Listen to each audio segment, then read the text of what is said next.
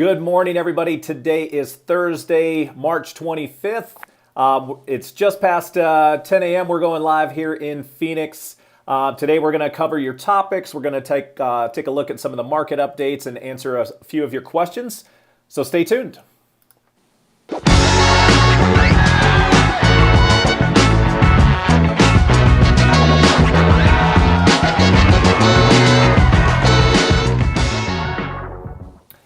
What's up, everybody? It's Greg Corbett with the AZ Lifestyle Group right here in Phoenix, Arizona. If this is your first time to this channel and you're looking to find out everything you need to know about what it's like living in and or moving to the Phoenix metro area, make sure to hit that subscribe button and click the bell so you can be notified whenever we post a new video. And we are helping people from all over when it comes to finding the best places and neighborhoods to live here, and we absolutely love it. So if you're even thinking about making a move and you need any assistance whatsoever, give us a call, send us a text, shoot us an email. However you want to get a hold of us, we got your back when it comes to moving to the Phoenix metro. All right, let's go ahead and bring in our good friend and partner, Rudy Lopez with Prime Lending. Rudy, good morning, sir. How are you, man? Good morning. I'm doing well. And yourself? I brought a coffee today, too. It looks big when I hold it up, but it's really not that big. Yeah, it looks like the mega size there. The Mike Myers... So I married an axe murderer version. Yes, for anybody who knows that reference.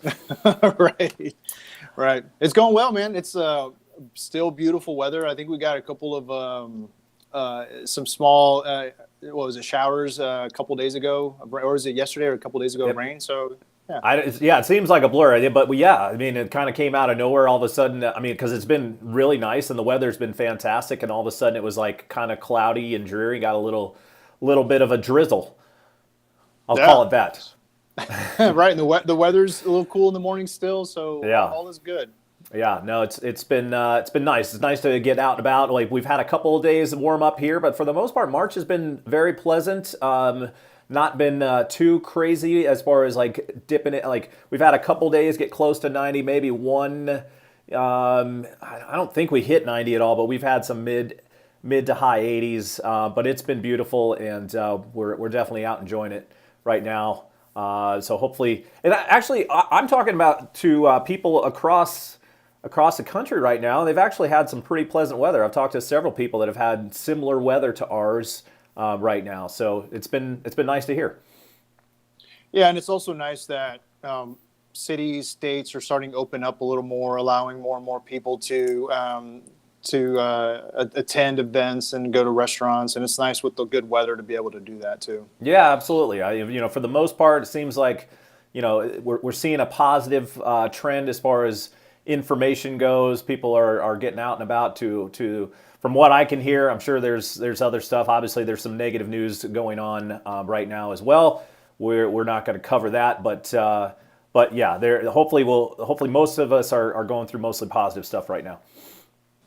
Yeah, and the market here is super hot still. No, not much is changing in terms of supply increasing. Demand is still super high. You and I have been having some really nice conversations with folks all across the country. Yeah. And it's Phoenix, the Phoenix metro area is still one of the most popular spots to move to. So we're super excited to help everybody out there that's looking to move here. Yeah, we're going to get into kind of a market update. We've been using the Cromford report the last few weeks to kind of give people like really in-depth analysis as far as what we're looking at. This is not just Rudy and I just kind of shooting off the hip and talking about what we're dealing with on a regular basis. This is concrete analysis of what our entire market looks like, so that we can pass that along to you and kind of share that so you know what to expect. And Yves, good morning. Yves watching as usual. Appreciate you chiming in as always, Yves. So what do you want to get into first, Rudy? Like what sounds good? We can talk some comments. We can get into the market. Like anything that's like top of mind for you. Well, top of mind meaning like what you and I have gone through recently. We've helped obviously a couple of clients winning offers. Yeah. Just want to remind everybody that having the right team on your side has never been more important than it is today. And what I mean by that is having a top-notch realtor, top-notch lender, someone that is out there on your behalf, especially if you're relocating here, someone who's got boots on the ground that can give you the inside scoop on not just neighborhoods and the general area where to live, but also market Who are you referring to, Rudy? It's a couple guys that I met. A couple guys that I met yesterday at lunch. Let's bring those guys on the show. Yeah, let's post their information on this. Let's get their information up here. Yeah. So just keep in mind, Greg and I, we love what we do, and we've been helping out a lot of folks from this channel that are relocating here and trusting us with our help. So actually, and it brings up, because I want to talk about a win from this week that actually is good news, and I think can be a learning experience for everybody who's coming down here and everybody who's watching. We've had somebody who's been kind of keeping an eye on the market for a little bit, seeing that craziness activity, was going to put an offer in on a property, was going to go like 40K over. That property went over 100K over, and it's like, and again, I've gone through this. It's like, okay, that's not my game. I'm not going to play that game. And we started looking at properties that have been sitting on the market. I mean, nothing's sitting on for a long time, but these are properties maybe that's been sitting on for 2-3 weeks, and no accepted offers yet. We saw one that kind of had just reduced price, 30K, and we're like, well, let's go take a look at that. And we were able to get in right at list price. We may have been able to negotiate down a little bit, but other people were putting in offers as well. And it's like, okay, well, let's just put in a solid full price. It's like, it's not worth it sometimes to just try to negotiate down in this market. It's better to win. And I think we got a very good win at just going in at list and getting it done, because the seller had initially priced maybe a little high, and people had then stopped looking at it, and then we were going get it and not have to deal with 10s, 20s, multiple offers, that type of thing. So got that done. Rudy, you were a big help in that as well. Any thoughts from your perspective from seeing that? Yeah, it's a couple thoughts. One is, you don't know how many offers are presented. You got to play that game, right? So like you said, to your point, you've got to provide your best offer up front, and you have to trust that that you're not leaving anything out there to chance. Yeah. So that's the first thing. And the second thing is too, I just had a conversation with a client a couple of days ago, because they were debating on whether to offer 10 grand more or less. It was a range of about $10,000, Yep. and the monthly payment difference was only about $40. And Right. so, and the amount of money that they would bring extra or less was $500. So Yep.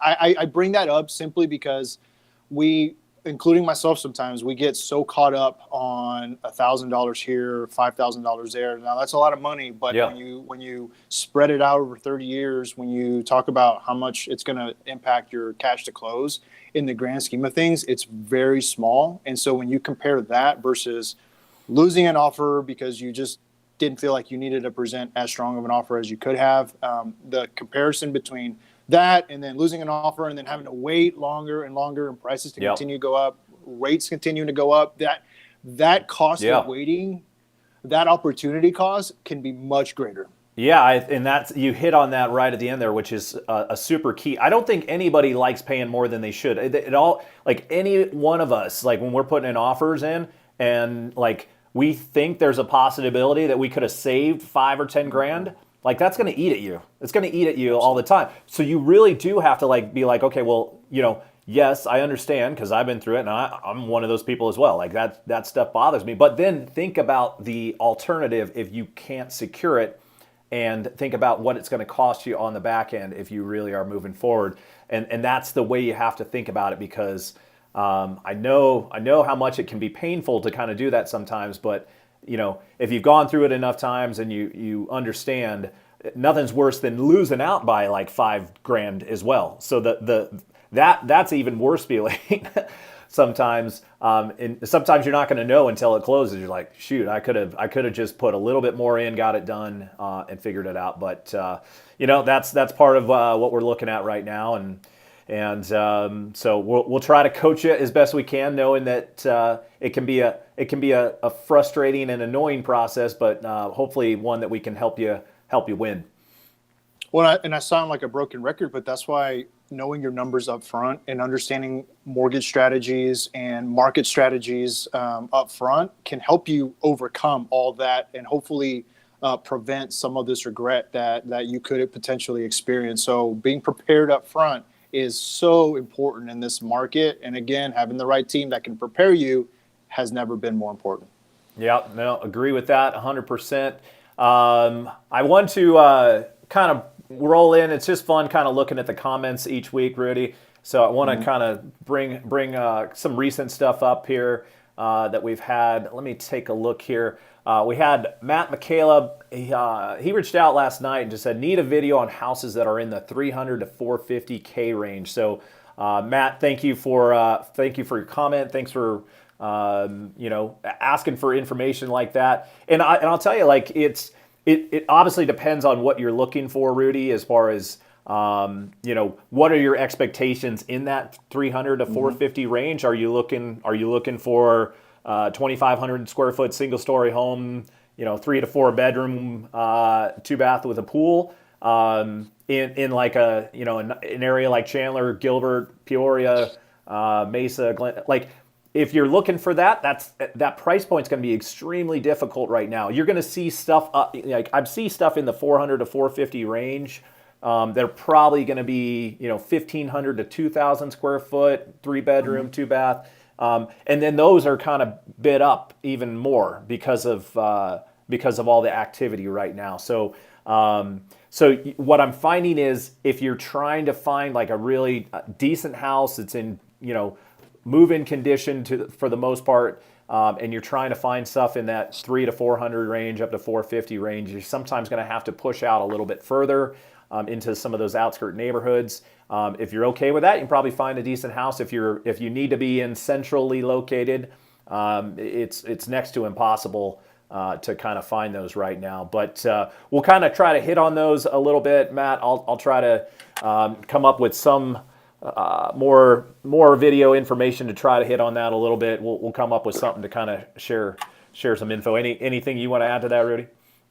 Yeah, I think, and again, this is from my personal experience and also because I'm looking at numbers every minute of the day, is to explore the different price points with your different down payment and then determine different monthly payments because you might be pleasantly surprised that you think you need a 3 or 350 and then you find out obviously that there's very limited inventory in that price range to accommodate what you're looking for. But then you might be surprised that a 450 home is not going to be that impactful on your monthly budget and cash to close. Of course, everyone's situation is different, but my point is to just keep an open mind on options simply because you might be pleasantly surprised, especially here because property taxes and homeowners insurance are so much lower than what you might be accustomed to. Definitely, that's the case for me. When I moved here from Texas, our property taxes in Texas were astronomical, still are astronomical. Yeah. So I was able to buy a little bit more house here than I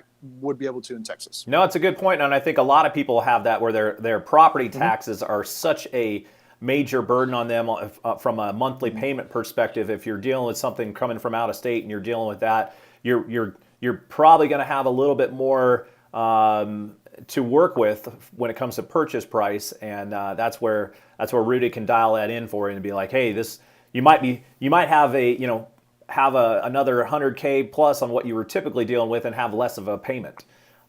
Stuff like that. I mean, I'm not sure how much of the price difference it is, what you're seeing, or what you can kind of guide people through. But especially with the interest, if you're coming from a little bit higher interest rate and you reduce property taxes, that's going to be huge. Speaking of Texas, Rudy, we had that. I saw that comment actually right below Matt's there. We have D coming in, basically say, I'm coming in to visit this summer, ready to get out of Texas, which is interesting. And I think I responded back to D on that because we hear so many people moving to Texas. I think Texas is probably like, has more migration than even what we do here in Arizona. So it'll be interesting for people who are living in Texas and dealing with the mess over there as well. I mean, there's so many people moving to it and it's pushing up prices. When they're pushing up prices, it's also pushing up the tax burden and it's pushing people out of houses because they can't afford the property tax. At least when your property values go up here, it's a very small increase in your property taxes. Yeah, and I've dealt with quite a few folks that because I do primarily Arizona and Texas. Really, that's 99.9% of the clients that I help. And whenever I talk to someone that's moving to Texas, they are floored by the monthly payment compared to what they were expecting, which is the exact reason why I tell you if you're moving here to consider talking to someone about the monthly payment, because you could be pleasantly surprised. But yeah, Texas, their property taxes are pretty astronomical. And I don't know what to say about that other than that you can just be prepared. Be prepared. Yeah, no, well, and I would imagine too with like everything that happened there, a month ago with the crazy winter storm that shut down almost the entire state when it came to their electric and shutting off water and like frozen water pipes and all that. I mean, that would probably be something that would make people maybe take a second look and be like, hey, do I want to go through anything like that? But look, Texas has a lot to offer. I'm not going to knock Texas too much. I think we have a lot to offer too. But I would imagine there's going to be people that are kind of comparing, trying to figure out what's a better fit. So. Yeah, they called it snowpocalypse over there. Snowpocalypse, that's right. Yeah, so I don't foresee a snowpocalypse happen here anytime. I don't see it, but don't jinx us, Rudy. Don't jinx us. You're right. We've had a lot of snow up north. Just not really here in Phoenix. We got that. We might have heat apocalypse here for sure. I can see that happening. That for sure. We'll go back and let's see. Mike, he said 85308 is the best zip code in his opinion. It has the most millionaires in Arizona. Rudy, do you know what that zip code is? 85308. Yeah. I'm not a millionaire, so obviously I have no clue where that is. Take a wild guess. I don't know. That's all right. I know you've only lived here for a couple years, but that is the Arrowhead area of Glendale. And I haven't fact checked that, so I don't know, Mike. Maybe you're right, maybe you're not right, but I do know there. I mean, that's a very nice area. There's a lot of cool neighborhoods up in that section of Glendale. It basically is kind of the area just north and just south of the 101 up in Glendale. It's interesting. I might have to check that out, but it is a nice area. So, but I guess kind of a fun fact for anybody, if it's true, I would assume that most of the millionaires would be in Paradise Valley if you had to do like a per capita type, but maybe Paradise Valley is smaller when it comes to the number of people. So maybe, I don't know. There's probably a reason why that's the case, but interesting fun fact from Mike there. Yeah, we'll have to check that out. Yeah, maybe take a visit. Have you not? Yeah, you got to go check it out. I've been up there a couple times and done a couple deals. It's a good spot. It's a good spot. Rudy, what should we do? Should we get into the market index and tell people what's going on? Yeah, let's do that. Let me see. Let's bring up the Cromford report and look at the market index. We're still over 500, which again is crazy. It's tricking down a little bit there.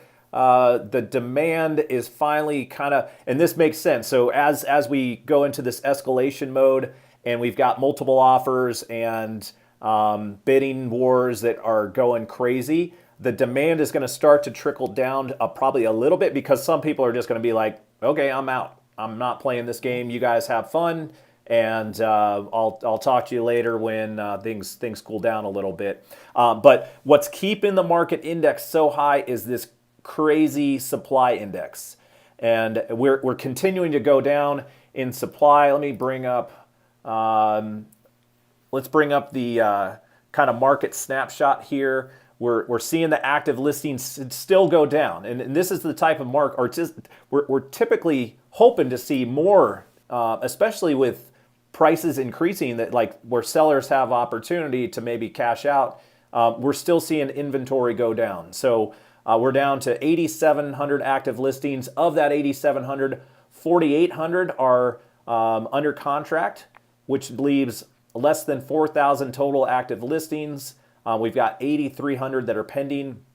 So total of 13,000, over 13,000 under contract, and only really only less than 4,000 active listings. That's just a crazy number. So we're seeing some crazy things happen there. We talked about that, and then just some kind of information. We're seeing a low, like in Buckeye, a low of 56 listings, that down from 68 last month and 282 last year. That's crazy. A record low of 27 listings in Fountain Hills.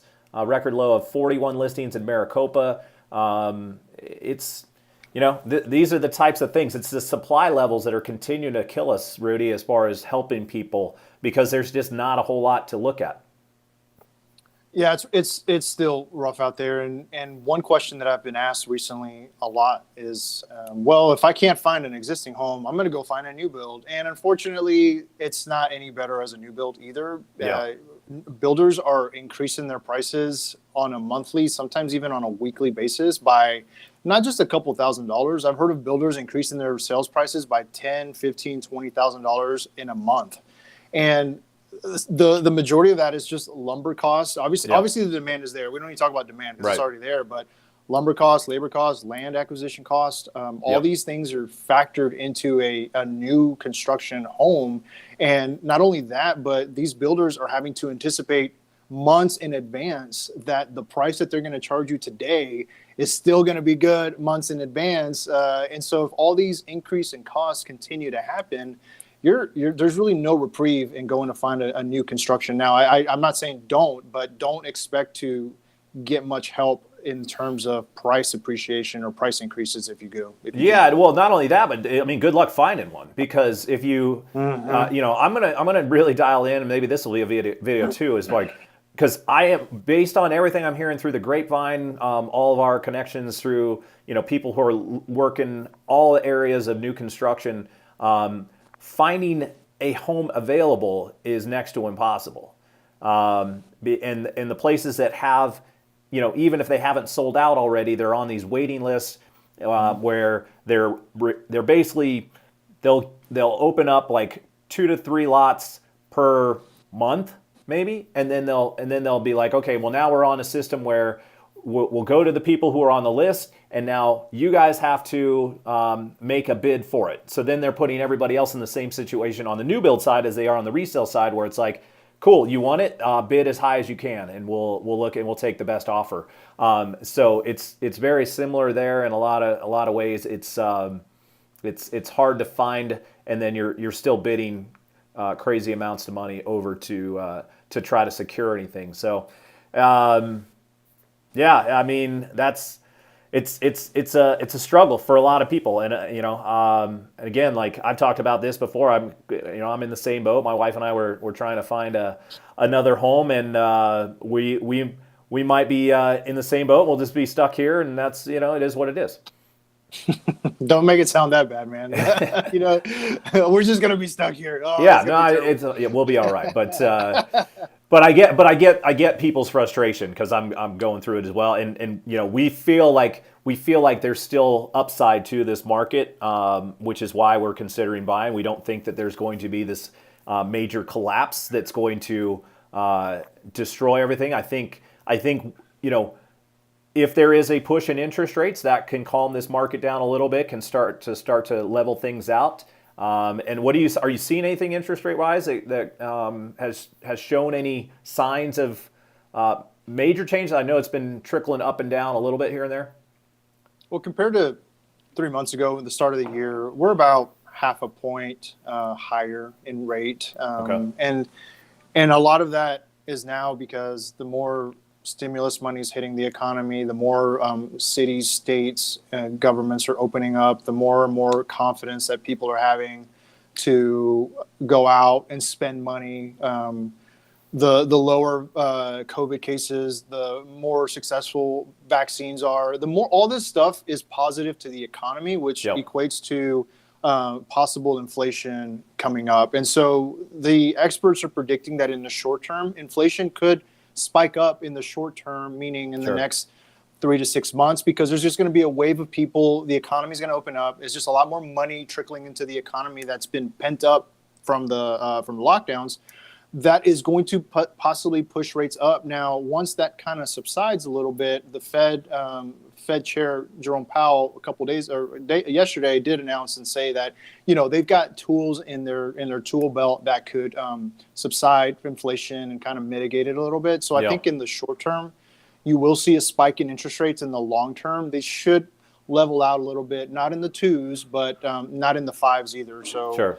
I think what you can see is towards the fourth quarter of this year, rates starting to just kind of come down again and just kind of level off in the low to mid threes. Okay. All right. Well, I think that's still doable for most people. Obviously, everybody would love to have twos, but threes are still very good. And if it pushes up a little bit, then maybe everybody's going to make an adjustment based on their purchase price or based on what their payment is per month for the most part. So maybe you don't have to pay as much because your interest rate's a little higher. So hopefully it all levels out in the long run. And then I did want to bring up, because you mentioned this real quick yesterday regarding, because we did have that news last week or the week before regarding second home purchases, investment purchases, as far as the potential higher interest rate from Freddie and Fannie. Do you want to give any kind of update on that? Yeah, so Fannie and Freddie, they basically notified all the mortgage lenders in the country that they have to have a certain limit of second homes and investment properties in their portfolio, and that company's specific portfolio. And if it exceeds a certain amount, then Fannie Mae and Freddie Mac is going to impose a fee, because they want to taper the amount of second homes and investment homes that are currently being purchased out there, which is bad news if you're in the market for a second home and investment, but it could potentially be good news if you're a home buyer that you want to occupy the home, because this could potentially slow down some of these second home and investors that are out in the market. Currently there's talks of certain mortgage companies possibly reducing that fee or even making adjustments to that fee, because some are charging a lot more, some are charging a lot less than what the recommended amount was. So right. I'll keep everyone posted on that once it does come out with our company. But as of right now, just if you're in the market for that, just be very mindful of where your rate is. Good to know.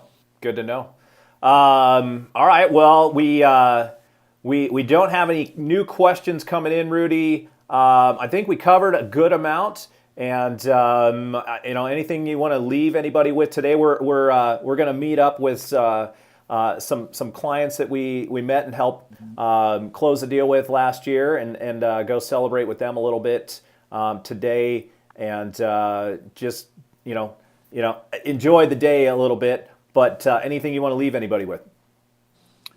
Just don't wait. If you're, I've been asked a lot recently, if the market's going to quote unquote crash. And my answer is obviously no one has a crystal ball, but the signs don't point in that direction, because there's still a legitimate shortage of supply and a legitimate increase in demand, and rates are still at historic lows. So if you're waiting for that bubble, that bubble to burst, it might be your bubble that's bursting, because it could be that it's not going to happen. Well, and one last thing, because I look at YouTube all the time, because we're on here, and all I see is, and trust me, I put one on just to see if I could get some views, and we talked about this with Chip and I, but there are so many little click thumbnails out there of like market crashing, homes crashing, like 2021.